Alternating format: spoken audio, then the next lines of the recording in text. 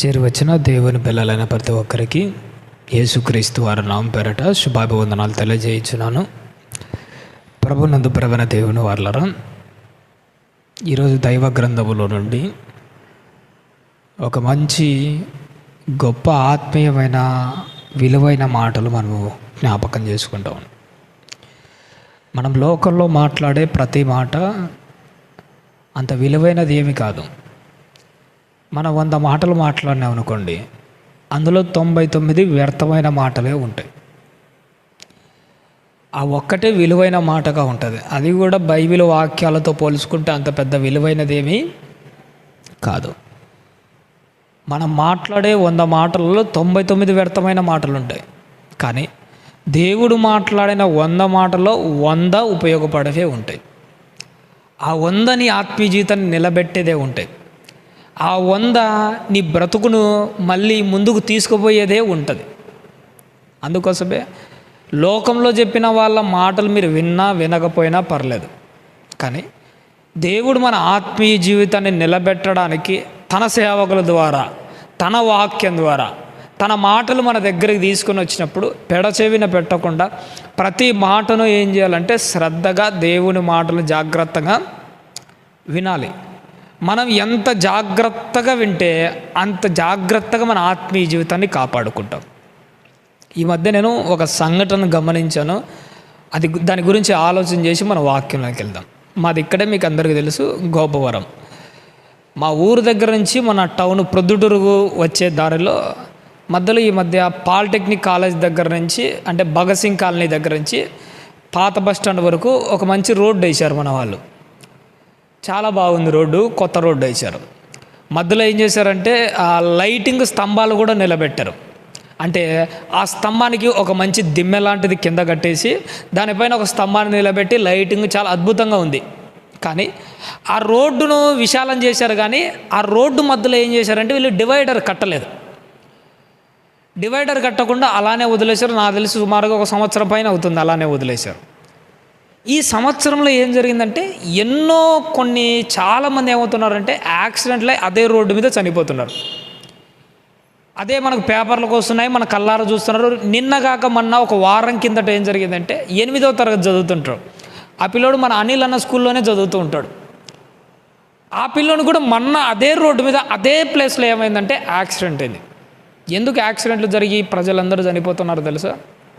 అక్కడ రోడ్డు మీద వెళ్ళేటప్పుడు రోడ్డు చాలా చిన్నగా ఉంది, అన్ని షాపులు అన్నీ ఉండడంతో ఒక వెహికల్ ముందుకు పోయింది అనుకో, అంటే బస్సు ముందుకు వెళ్ళింది అనుకోండి, దాన్ని క్రాస్ చేసిపోవడానికి అవకాశమే ఉండదు.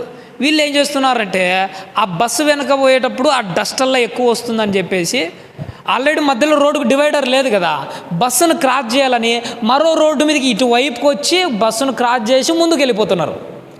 చాలామందిని గమనించాను. వాళ్ళ సమయం వృధా అయిపోతుంది అనుకుంటున్నారో, దాని వెనకాల పోవడం ఎందుకులే అనుకుంటున్నారో, మొత్తానికైతే మరో రోడ్డు మీదకి వెళ్ళి దాన్ని క్రాస్ చేసి ఇలా వెళ్తున్నారు.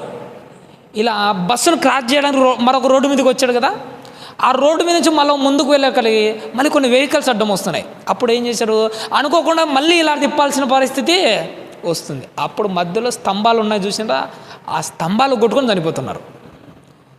ఆ స్తంభాలకు కొట్టుకొని ఎక్కడ వాళ్ళు అక్కడే స్పాట్లో రక్తాలు వచ్చి తలలు పగిలి ఆ బైక్లో పోయే వాళ్ళు ఎంతమంది చచ్చిపోయినారని. అప్పుడు ఈ మధ్య ఒక వ్యక్తి ఆలోచన చేసి ఏం చేశాడో తెలుసా, ఆ స్తంభాలకు ఆ కింద ఉంది చూసినారా, ఆ దిమ్మెలకు చిన్న చిన్న ఫ్లెక్స్లు కనిపించాడు. ఆ ఫ్లెక్స్ల మీద వాడు రాసిన మాట ఏంటో తెలుసా, ఇంకా ఎంతమంది ప్రాణాలు పోవాలి, ఎన్ని రోజులు మీరు డివైడర్ కట్టకుండా ఉంటారు, మీరు డివైడర్ కట్టకపోవడం బట్టే ప్రొద్దుటూరులో ఇన్ని ప్రాణాలు పోతూ ఉన్నాయి. ఇప్పుడైనా మీరు గవర్నమెంట్ వాళ్ళ కళ్ళు తెరుచుకోరని నిలదీస్తూ ఆ ఫ్లెక్స్లు వేసి పెట్టాడు. నాకు చాలా సంతోషం అనిపించింది. అది చూసిన తర్వాత నాకు అనిపించింది, అదే ఒక డివైడర్ ఉంటే ఎన్ని ప్రాణాలు నిలబడేవి. తల్లి, ఒక వ్యక్తి రోడ్డు మీద తన ప్రాణాలు నిలబెట్టుకోవడానికి డివైడర్ ఎంత కీ రోల్ ప్లే చేస్తుందో, నీ ఆత్మీయ జీవితంలో అటువైపు నుంచి ప్రమాదాలు లోపలికి ఎంటర్ కాకుండా, అపవాది నీ మీద విషపు ప్రయోగాలు చేయకుండా ఒక డివైడర్ లాంటి ఆత్మీయమైన గోడ ఒకటి మనము ఖచ్చితంగా కట్టుకోవాలి. అప్పుడే కదా అటువైపు నుంచి వచ్చే ప్రమాదాలు మనకు తగలకుండా ఉంటాయి. దావీదు గారు బెస్తబా అమ్మగారి విషయంలో ఎందుకు పడిపోవాల్సిన విషయం వచ్చిందో తెలుసా? బెస్తబా అమ్మ ఒక కోరిక లాంటిది అనుకోండి, ఒక పాపం చేయడానికి అవకాశం అనుకోండి. ఆ అవకాశం ఈయన దగ్గరకు వచ్చి ఒక యాక్సిడెంట్ లాంటిది జరగడానికి కారణం ఏంటంటే మధ్యలో ఈయన ఒక ఆత్మీయమైన గోడ నిర్మించకపోవడమే. అదే ఒక గోడ నిర్మించుకొని ఉంటే ఆ అమ్మాయి కనిపించేది కాదు. ఒకవేళ స్నానం చేస్తూ కనిపించినా కానీ ఆల్రెడీ నాకు ఆత్మీయంగా ఒక గోడ ఉంది కాబట్టిగా ఆ దృష్టితో అమ్మాయిని చూసేవాడు కాడు. ఒక తప్పుడు విషయం నీ కళ్ళ ముందర కనిపించకుండా ఉండాలంటే ఆ పాపం నీ ఎదుటకు వచ్చినా కానీ నీ మనోనేత్రాలకు అది తప్పుగా కనిపించకుండా ఉండాలంటే నువ్వేం చేయాలో తెలుసా? ఒక ఆత్మీయంగా ఒక ప్రొటెక్షన్ వాల్ అన్నది కట్టుకోవాలి. అప్పుడే మన జీవితాలు చాలా అంటే చాలా బాగుంటాయి. అందుకే దేవుడు ఏం చేస్తుంటారో తెలుసా? ప్రతిరోజు ఈ మాటలు మనకి ఎందుకు వినిపిస్తున్నారు? కారణం ఏంటంటే ఇటుక మీద ఇటుక చేర్చుకుంటూ నీ ఆత్మీయంగా ఒక గోడ కట్టుకుంటావని. ఈ గోడ నిర్మించుకుంటే ఈ గోడ వెనక నువ్వు ఉన్నప్పుడు అటువైపు ఏం జరుగుతుందో అటువైపు ఉన్న పాపం నిన్ను ఆకర్షించదు. అదే దావీదు గారు ఒక బలమైన గోడ నిర్మించుకొని ఉంటే అటువైపు ఉన్న బెస్తబా అందము ఈయనను ఆకర్షించేది కాదు కదా. నీ నా భక్తి జీవితంలో ఒకటి గుర్తుపెట్టుకోండి, పాపం నిన్ను ఆకర్షించకుండా తన వైపు తిప్పుకొని మరలు కొల్పుకోకుండా నువ్వు నేను ఏం చేయాలంటే ఆత్మీయంగా ఒక బలమైన ఎత్తైన గోడ ఒకటి కట్టుకోవాలి. మన ఎత్తైన శిఖరము ఆయనే అయి ఉండాలి, ఆయన మాటలే అయి ఉండాలి. అందుకే ఆ మాటలు మన దగ్గరికి తీసుకొని వచ్చాడు. ఆ విలువైన మాటలు ఎంత బాగుంటాయో. ఈరోజు తిమోతిలకు రాసిన పత్రికలో ఒక చక్కని మాట మన కోసం రాయించాడు తల్లి. 1వ అధ్యాయము తిమోతిలకు రాసిన పత్రిక 1వ అధ్యాయము 12వ వచనాన్ని ఒక్కసారి జ్ఞాపకం చేసుకుందాము తల్లి. తిమోతిలకు రాసిన మొదటి పత్రిక 1వ అధ్యాయము 12వ వచనం తల్లి.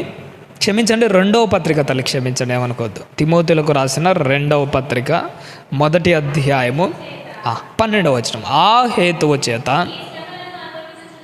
ఈ శ్రమలను అనుభవించుచున్నాను కానీ నేను నమ్మిన వాణ్ణి ఎరుగుదును గనుక నేను సిగ్గుపడను అంటున్నాడు. చూశాడా తల్లి? పౌలు గారు తన బ్రతుకు కాలంలో ఆయన చెబుతున్న ఒక మంచి మాట.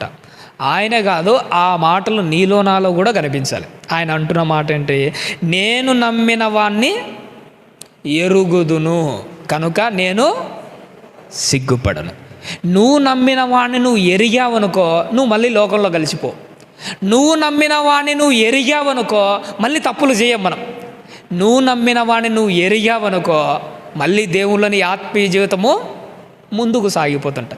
అపవాది యొక్క మంచి లక్షణం ఏంటో తెలుసా? దాన్ని మన భాషలో అపవాదిలో ఉన్న గొప్ప లక్షణం ఏంటో తెలుసా? అది ఎవరైతే ఆత్మీయంగా ముందుకు పోతుంటారో అబద్ధాలు చెప్పి వెనక్కి లాగడమే దాని పని. పాపం ఆదాము అవ్వలు ఆత్మీయంగా ఎంత బాగా ఉన్నారు దేవుని మాటకు లోబడి. దేవుడు చెప్పిన మాటను పట్టుకొని గట్టిగా నిలబడ్డారు. అపవాది ఎలాంటిది? వెనక్కి లాగాలని ప్రయత్నం చేస్తూ ఉంటుంది. అదే దాని స్వభావం అలాంటిదే. ఇప్పుడు అపవాది వచ్చి ఏమంటుంది? అన్ని తోట చెట్లలో అన్ని ఫలాలు తినొచ్చు, మధ్యలో ఒక్కటి తినొద్దా అన్నాడంటే అవును తినొద్దు అని చెప్పాడు. తింటే మీకు ఏం కాదు, మీరు ఏమైపోతారు? దేవతల వలె అవుతారు. దేవుడు మీతో అబద్ధం చెప్పాడు. మీకు లోక జ్ఞానం తెలుస్తుంది, మీరు దేవతలు అవుతారు, దేవునితో సమానులు అయిపోతారు, ఎన్నో కాకమ్మ కథలని చెప్పింది. అప్పుడు హవ్వమ్మ గారు అనాల్సిన ఒకే ఒక్క మాట ఏంటో తెలుసా? నేను నమ్మిన వాడిని ఎరుగుదును కనుక నువ్వు చెప్పిన మాట నేను వినను. హవ్వమ్మ గారు చేసిన తప్పు ఏంటంటే ఈమె నమ్మిన వాడిని ఎరగలేదు కాబట్టిగా ముందడుగు వేసింది. అపవాదిని ఆత్మీయ జీవితాన్ని వెనక్కి లాగే మాటలు మాట్లాడినప్పుడు నువ్వు అనాల్సిన మాట ఏంటో తెలుసా? నేను నమ్మిన నా ప్రభువుని నాకు తెలుసు కాబట్టిగా నువ్వు మాట్లాడే మాయ మాటలు నేను వినను. నువ్వు వెనక్కి లాగే మాటలు ఎన్ని చెప్పినా కానీ నా ప్రభు చెప్పిందే నమ్ముతాను కానీ నువ్వు చెప్పే మాటలు నమ్మను. పౌలు గారు అంటున్నారు, నేను ఎరిగిన వాడిని నమ్ముదను కనుక నేను ఏం పడాడట తల్లి? సిగ్గుపడడు. గుర్తుపెట్టుకోండి, దేవుని గురించి మనం ఎప్పటికీ సిగ్గుపడకూడదు. బయట వాళ్ళు ఎలాంటి వాళ్ళు తెలుసా? బయట వాళ్ళే వాళ్ళు ఎలాంటి పనులు చేసినా కానీ వాళ్ళు సిగ్గుపడట్లే. సాఫ్ట్వేర్ ఉద్యోగులు అనుకోండి, లేదంటే మంచి మంచి ఎంప్లాయీస్ అనుకోండి, బాగా సంపాదించే కొడుకులు ఉంటారు. వాళ్ళు కొంతమంది ఏం చేస్తుంటారో తెలుసా, వాళ్ళ నాన్న వ్యవసాయం చేస్తుంటాడని చెప్పుకోవడానికి వాళ్ళకు సిగ్గు. కానీ కొంతమంది ఉంటారు చాలా సంతోషం. వీళ్ళు ఎంత గొప్ప పొజిషన్లో ఉన్నా, వీళ్ళు ఎంత గొప్ప ఉద్యోగాలు చేస్తున్నా కానీ వాళ్ళ నాన్న వ్యవసాయం చేస్తున్నాడని వాళ్ళ నాన్నను తక్కువ చేయకుండా, వాళ్ళ నాన్న చేస్తున్న పనిని ఏ విషయంలో వీళ్ళు సిగ్గుపడకుండా, మా నాన్న ఒక రైతు, మా నాన్న ఒక మున్సిపాలిటీ పని చేసేవాడే, ఆ పని చేస్తూ నన్ను చదివించి ఈ స్థాయిలో పెట్టాడు, మా నాన్న ఒక పెయింటరే, మా నాన్న ఒక గోడ కట్టేవాడే, మా నాన్న ఈ పని చేస్తూ నన్ను పోషించాడని వాళ్ళ నాన్న చేస్తున్న పనిని బట్టి వీళ్ళు సిగ్గుపడకుండా ఎంతో గొప్పగా చెప్తున్నారు. ఇంకొంతమంది ఎంత దారుణమో తెలుసా, వీళ్ళ నాన్న తాగుడు పోతాడైనా కానీ సిగ్గుపడకుండా మా నాన్న తాగుడు పోతాడని చెప్పుకుంటుంటారు. వాళ్ళ నాన్న తాగుడు పోతాడని చెప్పుకుంటున్నాడు. మరి మన నాన్న గురించి మనం సిగ్గుపడడం ఏంటి? మన నాన్న మందిరానికి రావడానికి సిగ్గుపడడం ఏంటి? మన దేవుని యొక్క మాటలు మాట్లాడడానికి సిగ్గేంటి? ఈ మధ్యకాలం కొంతమంది దారుణం, పెళ్ళిళ్ళలో నెరవని పెట్టానుకో రాత్రంతా ఎగరడానికైనా వస్తారేమో కానీ దేవుని మందిరానికి రమ్మంటే సిగ్గు. ఎంతమంది యవనస్తుల గురించి మాట్లాడలే నేను. ఏటయ్యా నువ్వు మందిరానికి రావచ్చు కదయ్యా, ఏటయ్యా ఎన్ని రోజులు అలానే తిరుగుతావు, మందిరానికి రావచ్చు కదా. ఇలా చెబుతున్న మాట ఏంటో తెలుసా, అబ్బా నాకు మందిరానికి రావడం అంటే సిగ్గండి. ఒక మాట చెప్పమంటారండి, ఈరోజు మనం దేవుని విషయంలో సిగ్గుపడితే, ఈరోజు నువ్వు దేవుని మందిరానికి రావడానికి సిగ్గుపడితే, ఈరోజు నువ్వు బైబిల్ పట్టుకోవడానికి సిగ్గుపడితే, ఎవడైతే ఇక్కడ సిగ్గుపడతాడో ఏదో ఒకరోజు యేసుక్రీస్తు వారు దేవదూతల అందరి ఎదుట ఛీ వీడా అని నీ విషయంలో నా విషయంలో కూడా ఖచ్చితంగా సిగ్గుపడతాడు. నువ్వు ఇక్కడ సిగ్గుపడితే నువ్వు చేసినట్టే రేపు నీకు కూడా చెయ్యబడుతుంది. వాళ్ళు చేస్తున్న పనులను బట్టి, వాళ్ళు చేస్తున్న పనికిమాలిన పనులను బట్టి, నిజంగా ఒక మాట చెప్పమంటారా ఏమనుకోకపోతే, అసలు మనం ఎప్పుడు సిగ్గుపడాలి? మనం నీచమైన పనులు చేసినప్పుడు, పాప పనులు చేసినప్పుడు సిగ్గుపడు, నిజంగానే సిగ్గుపడు. పాపం చేసినప్పుడు సిగ్గుపడం, కానీ పాపం చేసిన తర్వాత పాపం దేవుని దగ్గర ఒప్పుకునడానికి, దేవుని మందిరానికి రావడానికి సిగ్గు. పాపం చేసేటప్పుడు లేదు ఈ సిగ్గులో, కానీ పాపం చేసి ప్రభు సన్నిధానికి వచ్చి నేను చేసింది పాపమే ప్రభువా, దయతో నన్ను క్షమించు ప్రభు అని అడగడానికి, దేవుని మందిరానికి రావడానికి మన వాళ్ళకు సిగ్గు. ఎవరు చేస్తున్నారు చెప్పండి ప్రార్థనలు? లేదు. ఆత్మీయమైన రక్షణ వలయాన్నే పోగొట్టుకుంటున్నాం. మీకు తెలుసో లేదో కానీ సూర్యుని నుండి అతినీల లోహిత కిరణాలనే వస్తుంటాయి. మన మీద ఎండబడుతుంటుంది కదా, ఆ కిరణాలు ఉంటాయి చూసినారా, అంత మంచి కిరణాలే కాదు, సూర్యుని నుండి భయంకరమైన మన హెల్త్ను పాడు చేసే అతినీల లోహిత కిరణాలు కూడా వస్తుంటాయి. కానీ డైరెక్ట్ అవి వచ్చి మన మీద పడ్డానికి ఏమవుతుందో తెలుసా, చర్మ క్యాన్సర్లు వచ్చి చాలా ఈజీగా చచ్చిపోతాం. అలాంటి కిరణాలు సూర్యుని నుండి వస్తున్నాయి ఇప్పటికీ. కానీ ఎందుకు అవి భూమి దగ్గర రావడం లేదో తెలుసా, భూమికి కాస్త పైకి వెళ్తే దేవుడు భూమి చుట్టూ ఒక లేయర్ వేసాడు. ఆ లేయర్ని ఏమంటారంటే ఓజోను పొర అని అంటారు. ఈ ఓజోను పొర వల్ల ఏమవుతుందంటే సూర్యుని నుండి వచ్చే అతినీల లోహిత కిరణాలు మన మీద పడి మనల్ని చావు దగ్గరికి తీసుకుని వెళ్ళకుండా ఆ పొర కాపాడుతుంటుంది. నిజంగా నీ ఆత్మీయ జీవితం కూడా ఎలాంటిదో తెలుసా, దేవుని నుండి లేదంటే అపవాదు నుండి నీ క్రియలను కాపాడుకోవడానికి ఆ పొర ఏం చేస్తుంటుంది, నీ ఆత్మీయ జీవితాన్ని నిలబడుతుంటే ఒక రక్షణ వలయం లాంటిది. కానీ ఈ మధ్య ఏం జరుగుతుందో తెలుసా, మనం వాడుతున్న ఈ ఫ్రిడ్జులు, మనం వాడుతున్న ఎయిర్ కండిషనర్, వీటి వల్ల ఆ ఓజోన్ పొరకు ఏం పడుతున్నాయట, చిల్లులు పడుతున్నాయి. ఆ ఓజోన్ పొరకు చిల్లులు పడడంతో ఆ అతినీల లోహిత కిరణాలు మన మీద పడి మన పంటలు, మన హెల్త్లు, మన ఆరోగ్య సిచ్యువేషన్స్ రోజు రోజుకు ఏమైపోతున్నాయి తెలుసా, దిగజారిపోతున్నాయి. ఓజోను పొరకు చిల్లులు పడి ఎలా అయితే ఇలా రోగాలు వచ్చి మన జీవితాలు పాడైపోతున్నాయో, మన ఆత్మీయ జీవితానికి కూడా ఏం పడుతున్నాయి తెలుసా, ఈ మధ్య చిల్లులు పడిపోతున్నాయి. మన ప్రార్థనా జీవితానికి చిల్లులు పడుతున్నాయి. ఓజోను పొరకు చిల్లులు పడి ఎలా అయితే మన జీవితాలు నాశనం అయిపోయాయో, మన బ్రతుకులు కూడా అలా నాశనం అయిపోతున్నాయి. కాబట్టి ఏం చేయాలో తెలుసా, మన ఆత్మీయ జీవితాన్ని ప్రార్థన చేత కట్టుకుంటూ రావాలి. కట్టుకుంటూ వస్తే కానీ మన బ్రతుకులు మళ్ళీ నిలబడ్డావు. ఈయన సిగ్గుపడట్లేదట. ఇంకా ఏమంటున్నాడు తల్లి, నమ్మిన వాని ఎరుగుదను కనుక నేను సిగ్గుపడను, నేను ఆయనకు అప్పగించిన దానిని రాబోవుచున్న ఆ దినము వరకు ఆయన కాపాడగలడని ఎలా నమ్ముతున్నాడట తల్లి? రూఢిగా నమ్ముచున్నాడు. ఆయన ఏం అప్పచెప్పాడో మళ్ళీ ఒక మాట, మళ్ళీ చదువుతాలి ఆ మాట, రెండో మాట. నేను ఆయనకు అప్పగించిన దానిని రాబోవుచున్న ఆ దినం, అంటే ప్రత్యేకంగా మాట్లాడుకోవడానికి యేసుక్రీస్తు వారి రాకడ వరకు ఈయన ఏదో ఒకటి అప్పచెప్పాడు. ఆయన అప్పచెప్పిన దానిని దేవుడు కాపాడగలడన్న నమ్మకం కూడా ఈయనకు ఉంది. ఏం అప్పచెప్పింటాడు? ఈయన పౌలు గారు అంటున్నాడు, ఏమంటున్నాడంటే, నేను దేవునికి ఒకటి అప్పచెప్పాను, అప్పచెప్పినది దేవుడు ఎంతవరకు కాపాడగలడు? క్రీస్తు రాకడ వరకు కాపాడగలడన్న నమ్మకం నాకు ఉన్నదని నేను రూఢిగా నమ్ముచున్నాను. ఏం అప్పచెప్పింటాడు? సర్వసాధారణంగా మనకందరికీ తెలుసు, చనిపోయేటప్పుడు మన ఆత్మలను దేవునికి అప్పచెప్పడం. అది మనకందరికీ తెలిసిన బైబిల్ నుంచి మనం నేర్చుకున్న వాస్తవం. ఎందుకంటే యేసుక్రీస్తు వారు తాను చనిపోయేటప్పుడు, ఇదిగో తండ్రి నా ఆత్మ నీ చేతికి అప్పగించుతున్నాను. స్టెఫెన్ గారు అన్నారు, అయ్యా నా ఆత్మను చేర్చుకో. పేతురు గారు కూడా తన మాటల ద్వారా మనతో వాక్యంలోంచి మాట్లాడాడు. విశ్వాసం కలిగిన వారమై దేవునికి మన ఆత్మలను అప్పచెప్పాలి. చనిపోయిన తర్వాత లేదా చావక ముందు మన ఆత్మలు అప్పచెప్పాలన్న విషయం తెలుసు. కానీ పౌలు గారు ఏమంటున్నాడు?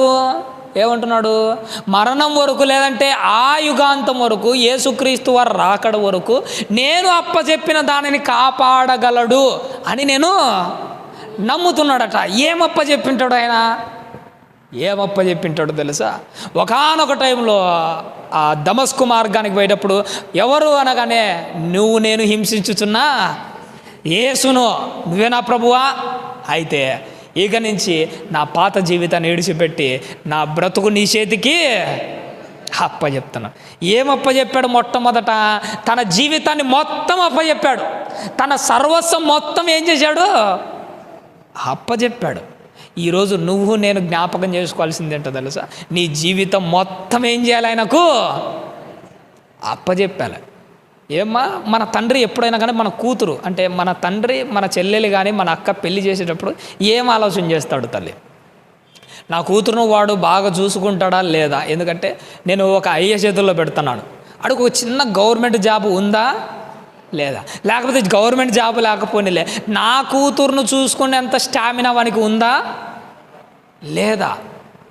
మన కూతురును ఒకరి చేతులు అప్పచెప్పడానికి మనం ఎన్ని ఆలోచన చేస్తున్నాం, ఎంత ఆలోచన చేస్తున్నాం. ఆడికి చిన్న గవర్నమెంట్ జాబ్ ఉందంటే చాలు, నమ్మకంతో ఏం చేస్తుంటాము? వాడి చేతిలో పెట్టడమే. అది చిన్న అటెండర్ పోస్ట్ అయినా కానీ నమ్మి వాడి చేతిలో పెడతాం. వాడిని నమ్మి నీ కూతురు జీవితం మొత్తం పెట్టేశావు కదా, మరి దేవుణ్ణి నమ్మి నీ బ్రతుకును ఒక్కరోజైనా కానీ ఆయన చేతుల్లో ఇలా పెట్టావో పౌలు గారి మాదిరి నమ్మకంగా. అమ్మాయి పెళ్లి చేసుకుంటుంది, పెళ్లి చేసుకుని వాడు ఇంట్లో అడుగు పెట్టింటుంది. అడుగు పెట్టిన తర్వాత అమ్మాయి బ్రతుకు కాలంలో ఎన్నో ఆశలు ఉంటాయి, కానీ ఏ క్షణమైతే పెళ్లి చేసుకుంటుందో అన్నీ మారిపోతాయి. తన జీవితం, తన బ్రతుకు, తన సర్వస్వం అంతా ఎవడో వాడు తెలియదు, పెళ్లి చేసుకోగానే ఆడి చేతుల్లో పెట్టేస్తుంది. వాడు ఎవడో తెలియదు, వాడి ముఖం తెలియదు, వాడి గురించి తెలియదు, ఏమీ తెలియదు. మీ అమ్మ నాన్న చెప్పాడని వాడిని నమ్మి వాళ్ళ ఇంట్లోకి వెళ్ళి నీ జీవితం సర్వస్వం వాడి చేతిలో పెడుతున్నావు.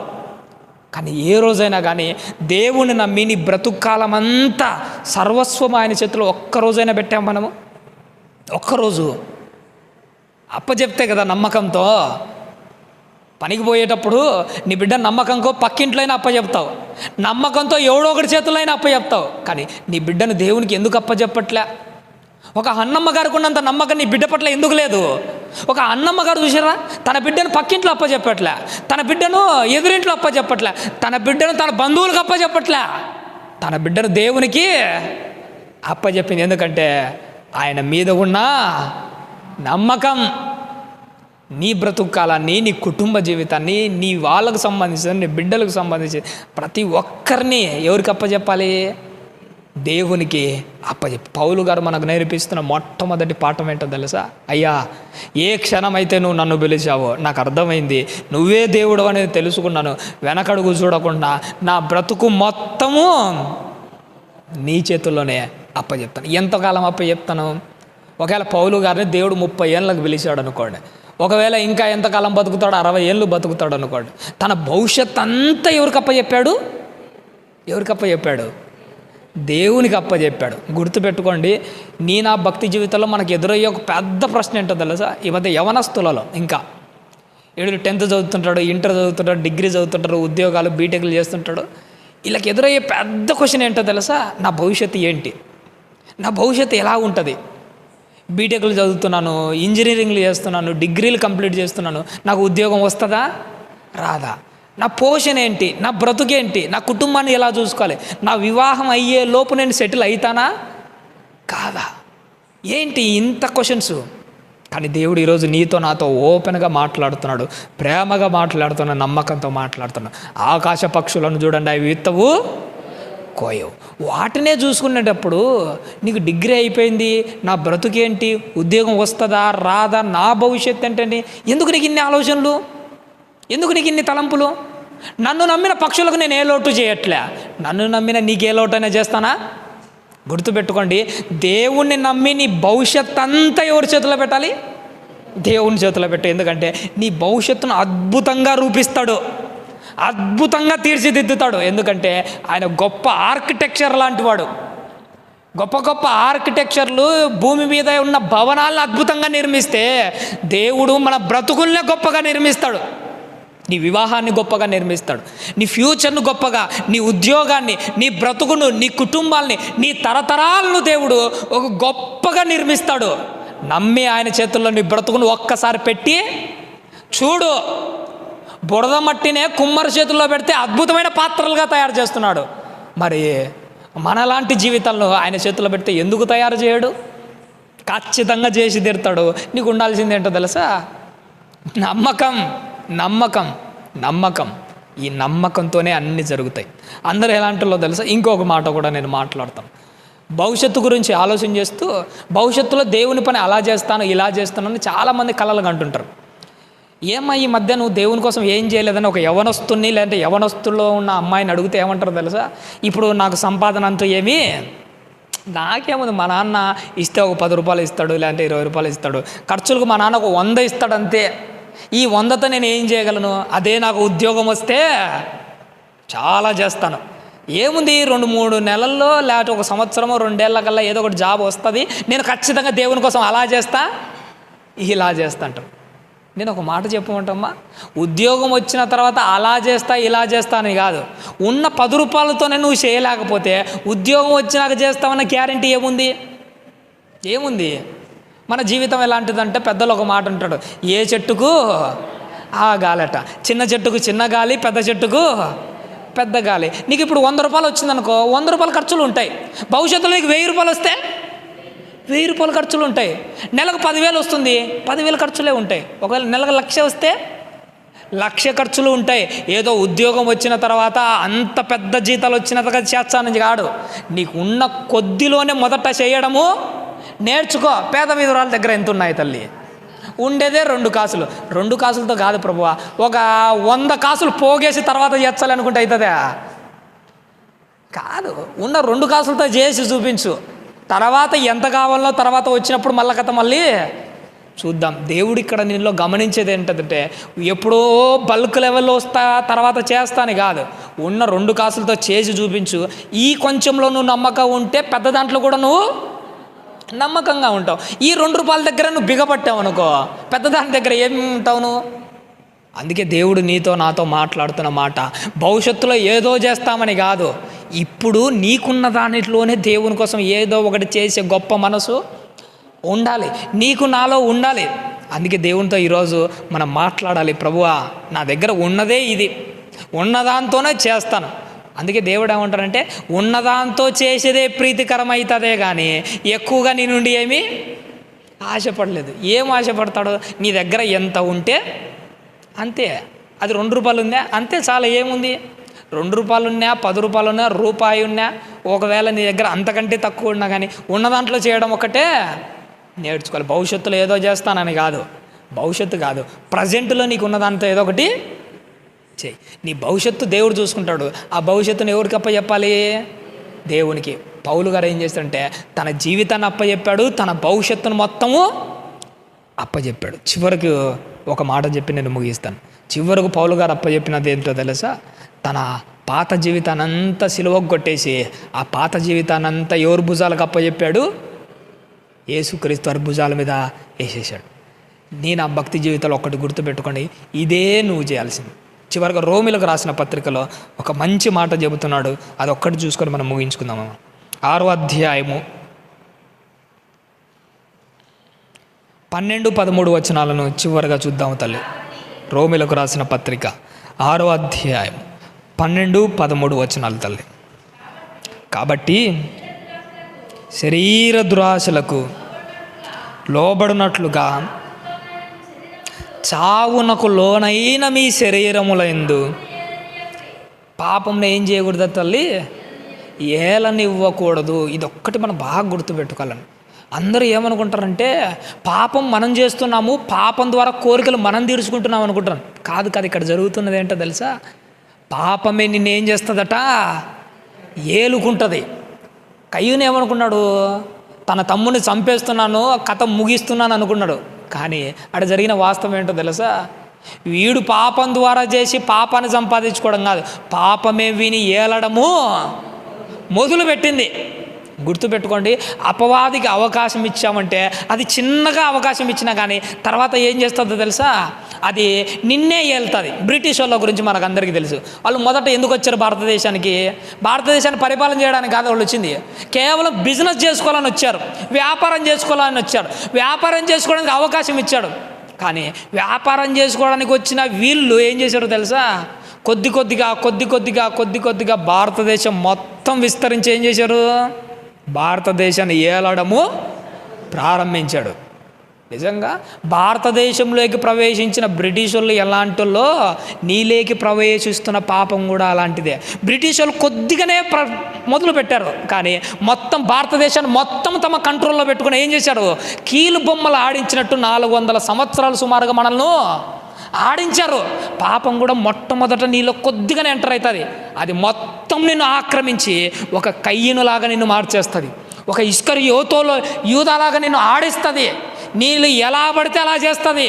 కాబట్టి దానికి ఏం చేయకూడదో తెలుసా? నువ్వు అవకాశం ఇవ్వకూడదు. ఒక మాటలో చెప్పాలంటే నీ జుట్టు దాని చేతులు లేకపోకుండా చూసుకో.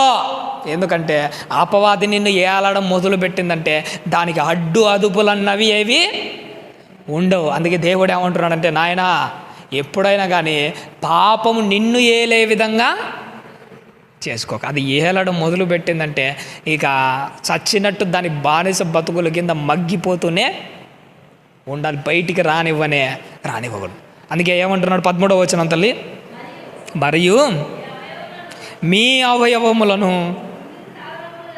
దుర్నీతి సాధనములుగా పాపమునకు ఏం చేయకూడదట తల్లి? అప్పగించకండి. ఎందుకంటే పాపం చేయాలని ఈ అవయవాలకు అనిపిస్తుంటుంది. అవయవాలకు అనిపించిన ప్రతిసారి నువ్వు దానికి అప్పగించినావు అనుకో, ఏమైపోతావు తెలుసా? అంటే అది ఏలడము మొదలు పెడతాది. నీ బ్రతుకు నా బ్రతుకు నాశనం అయిపోతుంది. అందుకోసమే పౌలు గారు ఏం చేశాడట? పౌలు గారికి ఏమైనా కోరికలు పుట్టిండవా?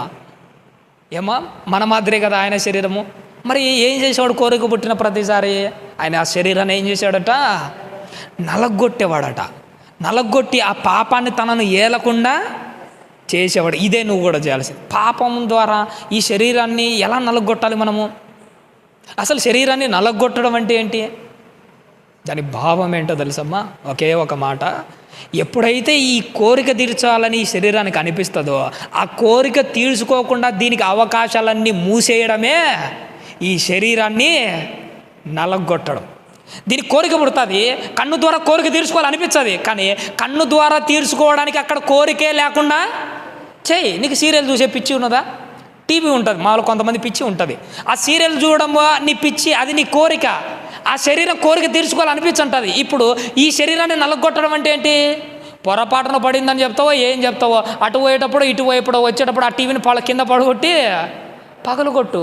టీవీ లేకపోతే ఇంకా నువ్వు సీరియల్ చూస్తావా? ఏమ్మా?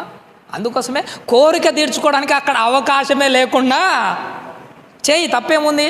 నీకు మందు తాగే అలవాటు ఉంది, ఏం చేద్దాము? ఉండలేకపోతున్నా, దాన్ని చూస్తే లాగుతుంది. మరి మందు షాపు ఉండే సైడ్కి పోవాక అసలు ఆ దారిలోని మందు షాపు ఉందని తెలుసు, చూస్తే ఆగలేవని తెలుసు, అటువైపే నువ్వు పోలేదనుకో, నీకు చూడలేదు, కోరిక ఏమైనా కలుగుతుందా? ఈ జీవితంలో ఎలా చేయాలంటే ఆ కోరిక తీర్చుకోవడానికి అవకాశం లేదు అని ఈ శరీరానికి ఎప్పుడైతే అనిపిస్తుందో అప్పుడు ఆ కోరిక నీలో నుంచి పుట్టదు. మా చిన్నాయన ఒక ఆయన ఉన్నాడు, చాలా మంచోడులేండి. ఒకప్పుడు చాలా బాగా కష్టపడతాడు. ఎంత మంచోడు అంటే బాగా కష్టపడి పని చేస్తాడు. పాపం ఎవరిని ఏమన్నాడు, ఏ మోసం చేయడు. కష్టమంతా తీసుకొని వెళ్ళి గవర్నమెంట్ వాళ్ళని సాగుతుంటాడు ప్రతిరోజు సాయంత్రం. ఆడికి పోతాడు, ఆ మందు షాపులో డబ్బులు పెడతాడు. ఇంకా గవర్నమెంట్ డెవలప్ చేస్తూనే ఉన్నాడు. ఎన్నేళ్ళ నుంచి చేస్తున్నాడంటే నాకు తెలిసి ఇప్పటికీ 30 ఏళ్ళ నుంచి గవర్నమెంట్ డెవలప్ చేస్తూనే ఉన్నాడు ఇప్పటికీ. మొన్న ఒకసారి కరోనా వచ్చింది చూసినారా? కరోనాలో పాపం 1.5 సంవత్సరం సుమారుగా మన కడప డిస్టిక్లో కదా, మన ఊర్లో కదా, ఎక్కడ మందే దొరకలే. ప్రతిరోజు గవర్నమెంట్ను పోషించేవాడు మందుతో. కానీ కరోనా టైంలో సుమారుగా 1.5 సంవత్సరం మందే దొరకలే. మధ్యలో 6 నెలలు అనుకుంటా, 5-6 నెలలు గడిచిపోయిన తర్వాత ఏం చిన్నానా నువ్వు ప్రతిరోజు మందు తాగేవాడిని కదా, మరి ఎలా ఉండగలుగుతున్నావు అంటే దిగాలుగా ఫేస్ పెట్టుకొని అవకాశము లేదురా. ఒకప్పుడు ప్రతిరోజు మందు తాగాలని పిచ్చి ఉండేది, కానీ ఇప్పుడు మందు తాగాలని అవకాశమే లేదు కాబట్టి నాకు మందు మీద ధ్యాసే పోలేదు. మీ చిన్నమ్మ ఏం చేసిందో వెళ్ళు చూడు, తిని పడుకుందాం.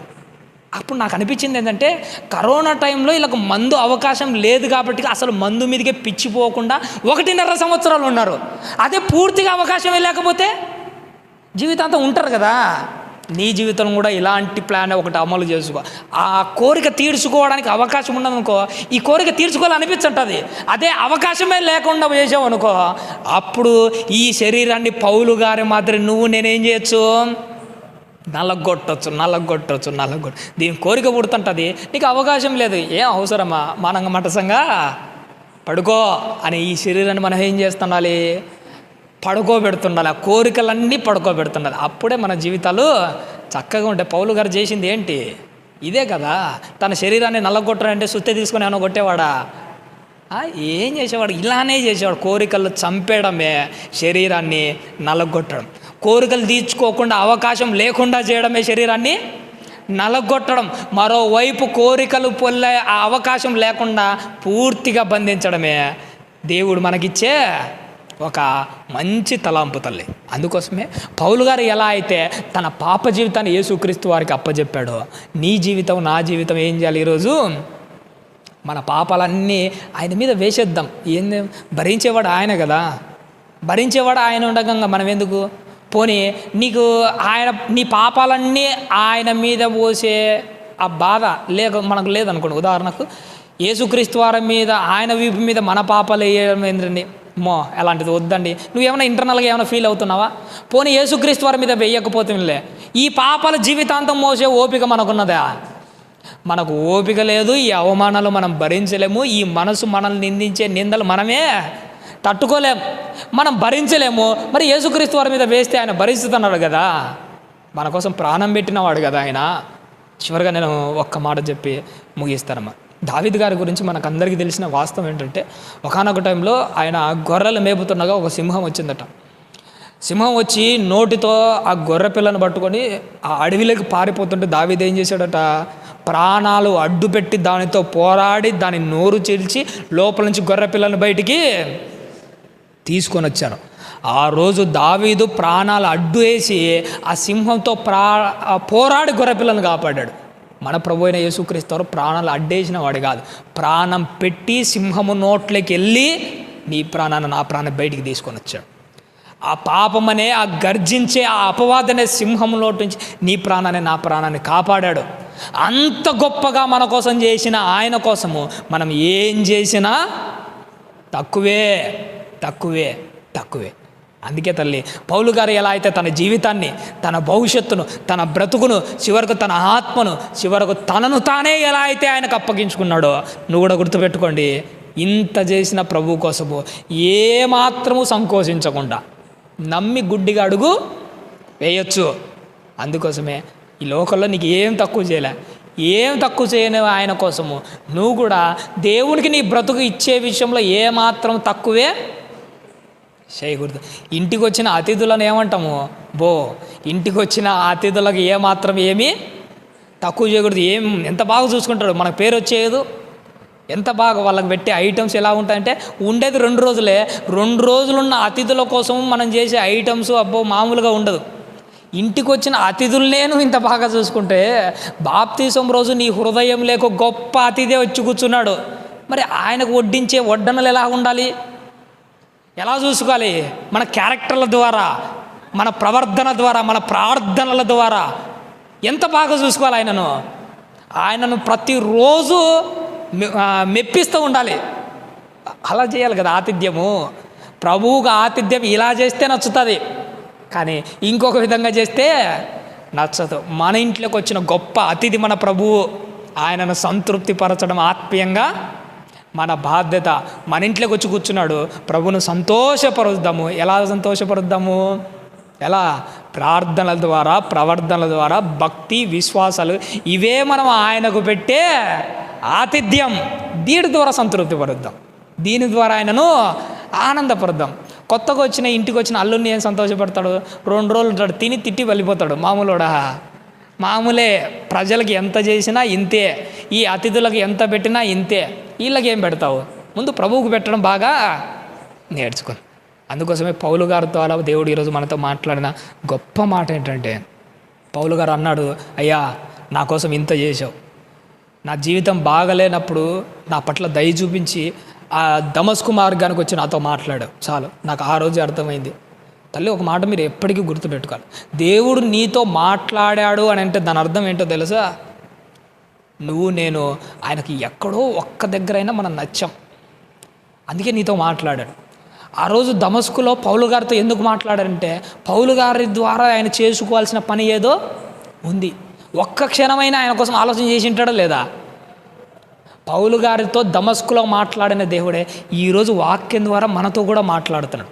దమస్కు దగ్గరకు వచ్చి ఆయనతో మాట్లాడకముందు ఆయన గురించి ఎలా అయితే ఆలోచన చేసి ఉంటాడో, ఈరోజు వాక్యం ద్వారా నీతో మాట్లాడకముందు నీ గురించి కూడా ఏదో ఒక టైంలో దేవుడు ఆలోచన చేసి ఉంటాడు. కాబట్టి ఈ మాటలు మన దగ్గరకు వచ్చి ఉంటాయి.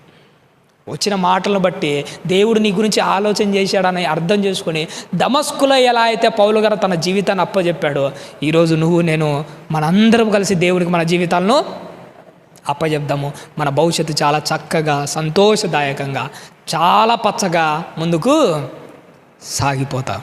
అలా నేను మనమందరం ఉండి దేవుడు నా గొప్ప లోకానికి వారసులు అవుదామని ఆశపడుతూ ఓపికతో విన్నందుకు మీకు అందరికీ